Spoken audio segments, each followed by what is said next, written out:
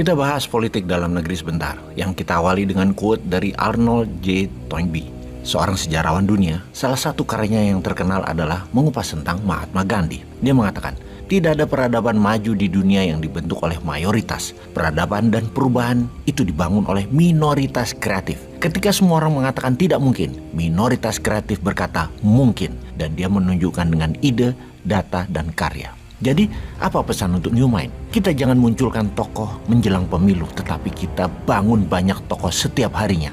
Kita tidak memunculkan ide pada saat menjelang pemilu, tapi kita memunculkan ide setiap harinya.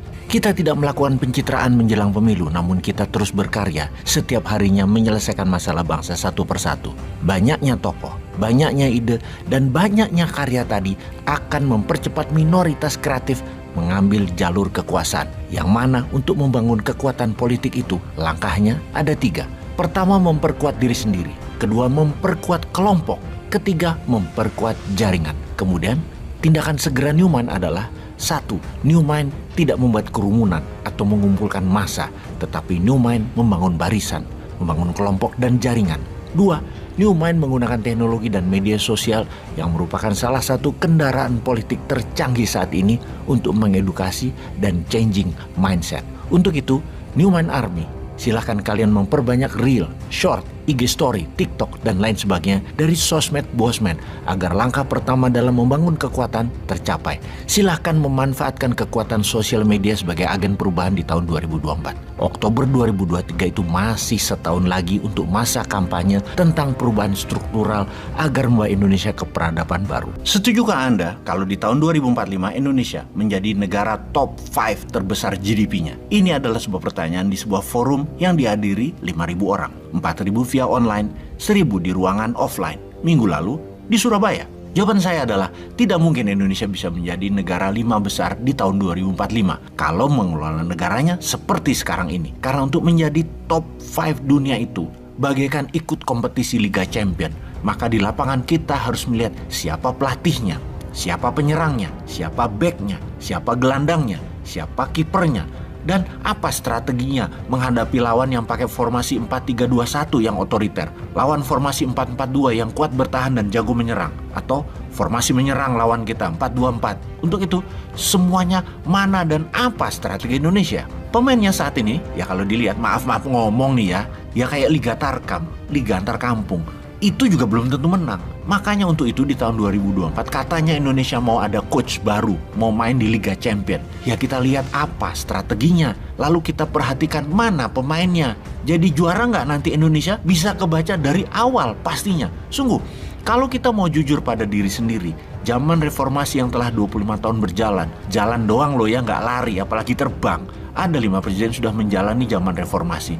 Masih belum maksimum hasil bernegaranya. Oke, ada baiknya Indonesia membandingkan dalam periode yang sama pejabat yang berkuasa antara tahun 2014 sampai tahun 2021 di negara lain. Di mana sama-sama kena masalah COVID, sama-sama kena efek perang di Ukraina, sama-sama kena efek naiknya harga BBM. Kita bandingkan dengan Narendra Modi, Perdana Menteri India, di mana ketika dia menjabat, GDP nasional India di tahun 2014 adalah sekitar 2 triliun dolar. Dan di tahun 2021 meningkat menjadi 3,2 triliun dolar. Tiongkok di bawah Xi Jinping di tahun 2013 GDP-nya sekitar 9 triliun dolar. Di tahun 2021 menjadi 18 triliun dolar. Indonesia di tahun 2014 kira-kira 900 billion dolar. Menjadi 1,1 triliun dolar di tahun 2021 atau hanya naik 20% dalam 8 tahun. Masih jauh ketinggalan dibanding pemimpin negara lain di waktu yang sama. Yang jadi pertanyaan, lihat saja skuad timnya. Orang gak ada Messi-nya, gak ada Ronaldo-nya, gak ada De Gea-nya, kipernya, gak ada Mourinho-nya. Bagaimana mau jadi juara dunia? Liga Champion aja gak masuk. Kembali ke pertanyaan awal.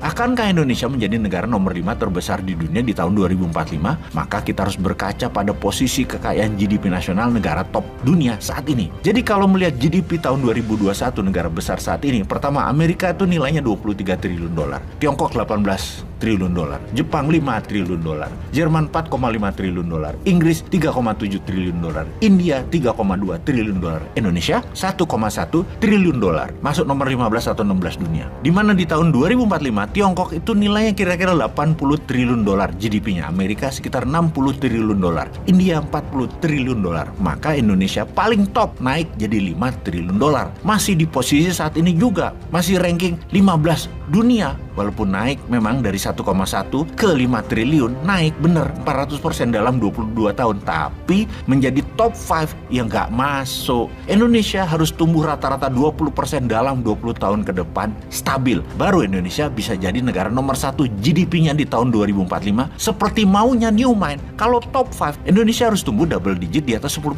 per tahun. Dan mulai kapan? Mulai tahun ini 2022. Dan Bosman dengan PD-nya menjawab selanjutnya setelah pertanyaan tidak mungkin Indonesia masuk top 5 di tahun 2045, yaitu beda kalau Newmind yang dapat mandat. Beda, bukan hanya masuk 5 besar, tapi nomor 1 country in the world GDP-nya. Langkah kita pertama apa untuk membuat itu semua? Kita membuat rupiah menguat dulu. Bagaimana caranya? Pertama kita petakan kemana dolar keluar setiap harinya. Beli BBM, kemudian beli pupuk, beli pangan, beli bahan baku produksi, kemudian import barang, dagangan konsumtif, dan lain sebagainya. Untuk itu semua mungkin 99%-nya bayar pakai dolar. Jadi kita mulai dari BBM supaya dolar tidak keluar untuk BBM. Bagaimana kita tidak import BBM lagi? Nah, ini kita membangun yang namanya nation strategi. Strategi nasional 10 tahun ke depan dalam bidang ketahanan energi. Kalau saat ini lucu, kita kurang memiliki oil refinery pemurnian minyak yang bahan mentahnya impor. Otaknya impor terus kali ya. Hebatnya lagi, nggak dibangun kilang minyak yang kapasitasnya memadai.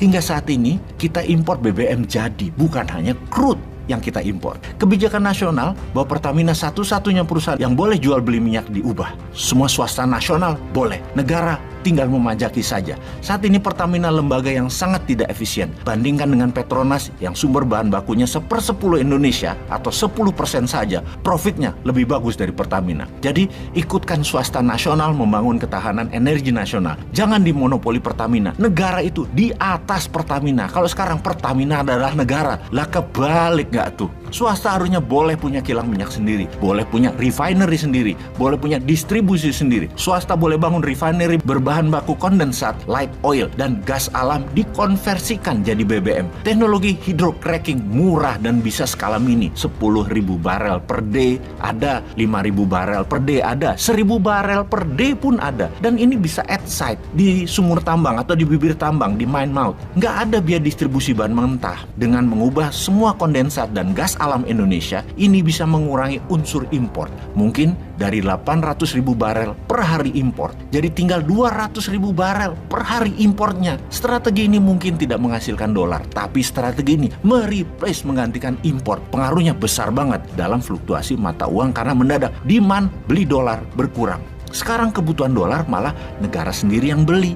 Lalu lucu, intervensi jual dolar di pasar, tapi besoknya dibeli lagi oleh negara untuk dana impor. Wes, wapok mau kapan? Jal.